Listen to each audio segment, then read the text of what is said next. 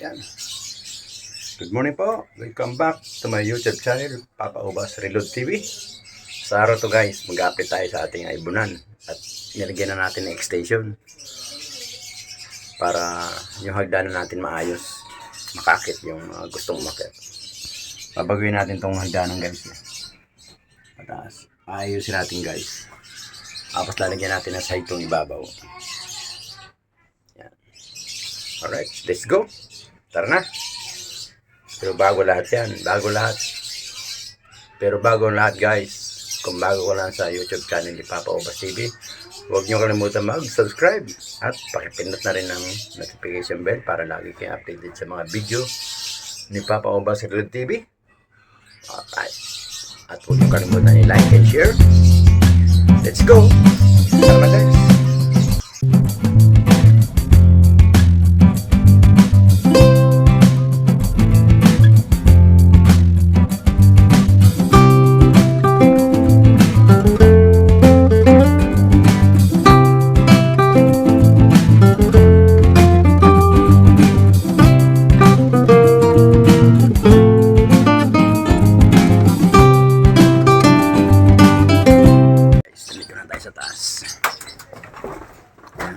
Yan o, nilagyan na natin extension guys. Ito yung dati guys. Ito yung pintuan dati. Nilagyan na natin extension dito.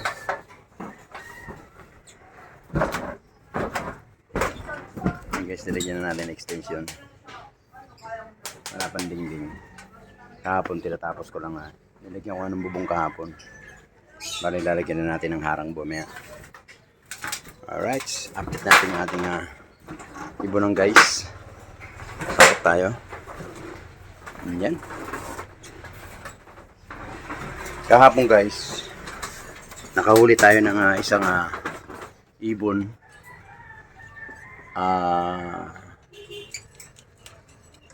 Tawag to? Mga paraket, kulay dilaw na may green. Kaya lang pinakawalan natin kasi sobrang tapang. Baka mamaya ikulong natin dito. Magwala lang. So yun guys. Kaya pinakawalan natin. So yun guys, sa araw to guys. Update kayo sa mga itlog natin. Mga eggs ng ating mga African bird. Napakaganda. Good news. Dahil sa kabila ng mga nakarang araw, nakarang buwan, konti lang napisa natin gawa nung nilipat natin sila rito. Nagkaroon ng aberya doon sa paglilipat. Ayaw nila kasi lang nauuntog yung kanilang mga cage. Kaya minabuti natin. Pagka nailipat natin, hindi na natin sila gagalawin. Baka masayang na naman yung mga egg. Ayan guys. Bali ito, ang itlog na ito na andito sa dulo guys. 4 na guys. Tapos to, good news ito. Yung dating pangalawang nag-itlog bago dito. Ito may pisa na siya guys, naunahan pa yun. Bali ang pisa nito 3 na guys. 4 yung kanyang egg, 3 na yung pisa. Sana mabuhay guys. Tapos to, yung pinagbaba natin kay Cute. Ayun si Cute nag-aantay Bitan niya si Cute. May itlog na naman. Ang itlog niya 3 na. Tapos yun, may sinisilip na ron. Malapit na ibaba. Pag once na bumaba yan, tumuka na. Iwawaray na natin. May nakabakante tayong cage. Alright. Si Personata natin. Good news. 3 na yung itlog niya. Ito, yung ating opaline. Split ino. Meron na rin itlog. 4 din. Tapos si Disino natin. Yung bago nating Disino. Back-to-back Disino. May itlog na rin.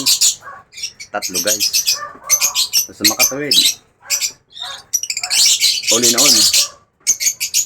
Ito may 5. Ayun 5. Tapos yung sa kabila 6. Ito 3. Doon 4. Tapos yun. Yung dalawang mag-asawa na yun. Meron na rin itlog. 3 guys. So yung inabat-abatan na lang natin tong naandito sa kanan. Meron tayong 2 sa kanan guys. Ayun sa baba. Si green Personata. Tsaka yung opa, ano natin, opa pel. Dan palo. Yung inaabatan natin. Kasi pag nanganak yung guys, yung opa pel dan palo, ilalagay natin dun sa, papartera natin ng split ino para maganda. Ayun. Ito na lang yung pastel natin, ang medyo basal siya. Matagal na siyang hindi nangingitlog, pero taga-taga lang tayo.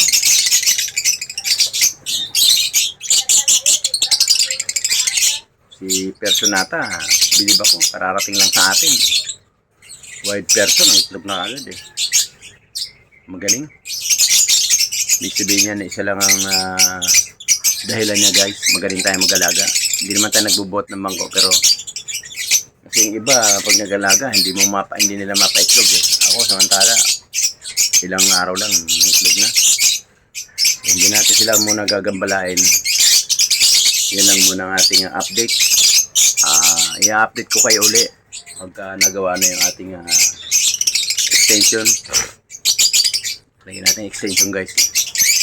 Kasi iniiwasan natin yung yung pusa pumasok. Saka pag aakit ako, yung takip ng bubong yero lang, kaya ginawa natin, i-open na natin siya yung kaya lang ikukulong natin yung pagitan ng hagdanan para open siya, madali tayo makakit. Pagkaroon ng trouble, madali tayo makakit sa ating ibunan. Alright, kanina tahimik sila guys eh, yung hindi ako nagsasalita. Yan.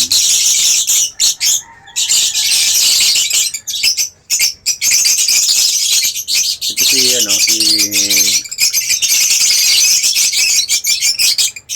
Parblo at si Bitino. Pinilit natin sa flight cage kasi mukhang hindi sila nagkakanaan doon sa mayroong pugad. Kaya binit natin sila sa flight cage. Kaya mo muna sila dyan. Kaya siguro hindi pa panahon para ilagay sila sa flight cage. Dapat ang paglagay pala sa flight cage, pag nakita mo nagkanaan na, yun, lagay mo na sa flight cage. Yun si Green Person at yung bago niyang partner ang kanaan, kaya nilagay natin sila sa may cage, sa may pugad. May bit na mga itlog eh, sayang. Yun lang ang ating muna update ngayon.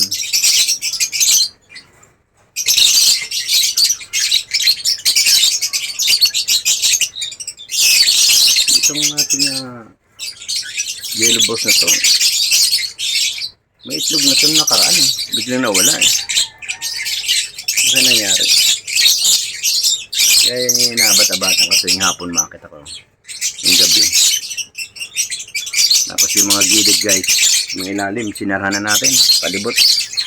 Bali doon, nagsinara na natin hanggang dito. Hindi sa may kanan. Hindi pa nasasaran yung ilalim kasi may mga kahoy pa na stock. Alisin ko yung kahoy eh. Yeah.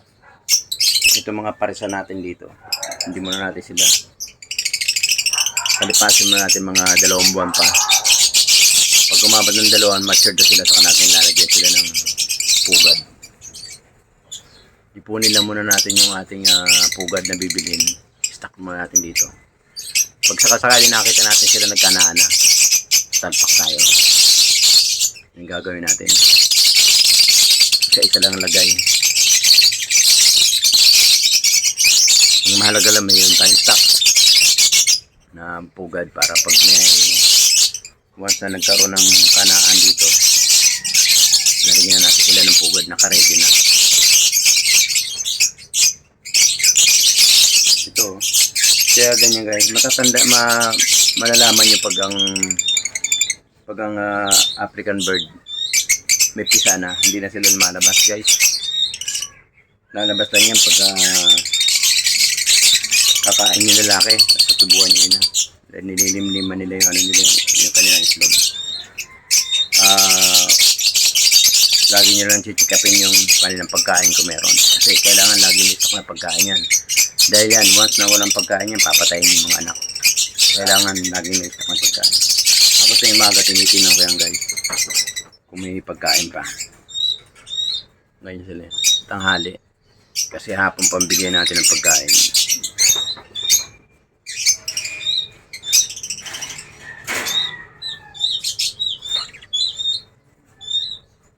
Meron pa. Hayaan mo natin silang ano.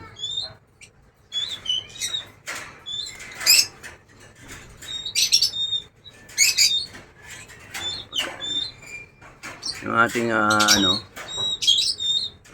nakakatail.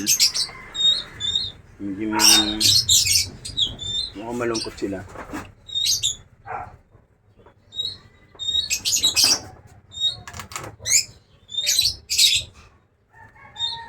Yan guys. So hanggang dito na lang guys muna ang update natin.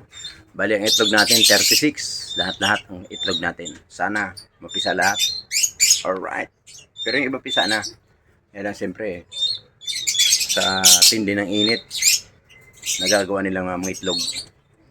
Alright, so hanggang dito lang guys. Maraming salamat sa panonood kay Papa Ubas Reload TV. Mag-ingat po lahat. Shoutout po sa buong Pilipinas, sa mga kababayan natin sa Samar. Yan. Kila Erwin Lumayag, Erwin Longos. Shoutout po.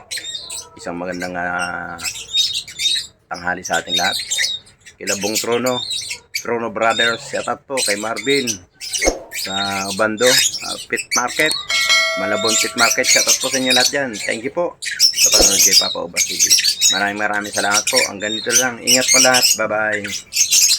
Salamat Papa Ubas. Okay, thank you. Every time we say goodbye, baby, it hurts. When the sun goes down and the band won't